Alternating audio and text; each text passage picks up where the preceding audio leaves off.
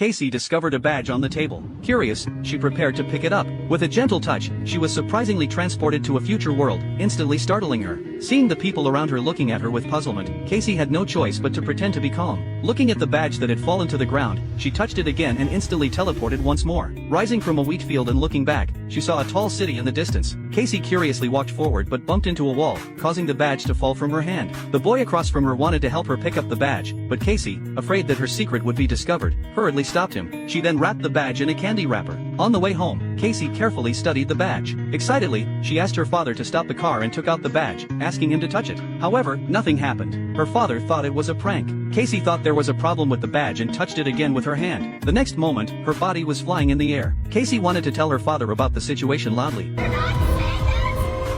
but he snatched the badge away, thinking that Casey must be crazy. At night, Casey sneaked into the room and searched for the badge in her father's drawer. The moment she touched the badge, she came to the wheat field again. Seeing the city in the distance, an excited Casey prepared to go there again, but she fell directly downward. At this point, Casey realized that although her consciousness had traveled, her body remained in the real world, making the same movements. Unwilling to give up, Casey picked up the badge with a sock. After determining a good location outside, she rode her bicycle towards the future city. For safety, Casey arrived at an open space. Just as she touched the badge, she was almost hit by a flying vehicle. Getting up, Casey was instantly shocked by the sci-fi scene in front of her eyes: advanced high-speed flying vehicles, trackless hovering trains, and self-returning rockets. Casey was filled with excitement at the sci-fi scene before her. She boarded a hovering train and saw a glass water pool that wouldn't leak. They could jump out from under the tank into the pool below. On the train, Casey found that the badge in her hand also displayed time. Passing through a long tunnel, she got off the train and walked towards the main street, with everything in front of her eyes attracting her. Casey followed a group of tourists, preparing to board a spaceship, but ripples appeared under her feet, and the time on the badge in her hand was about to return to zero. Just as Casey stepped into the spaceship,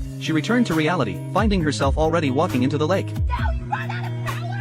Returning home, Casey woke up her younger brother, asking for their father's computer password. She searched for information about the badge online and discovered that it was a space souvenir from the World Expo. The next day, Casey went to the store based on the address found online. However, at this time, a girl came to the door looking for Casey. Her younger brother told the excuse Casey had prepared, but the other party saw through the lie. The younger brother had no choice but to tell the truth. After learning of Casey's whereabouts, the girl's face instantly changed. The store owner seemed to know the function of the badge and could even recharge the pin. As long as Casey told him who gave her the badge, Casey explained that she had picked up the badge herself, but the owner said it was impossible and that it must have been given to her by a girl. As he spoke, he pressed a switch. Feeling that something was wrong, Casey wanted to leave, but unexpectedly, the owner directly took out a gun.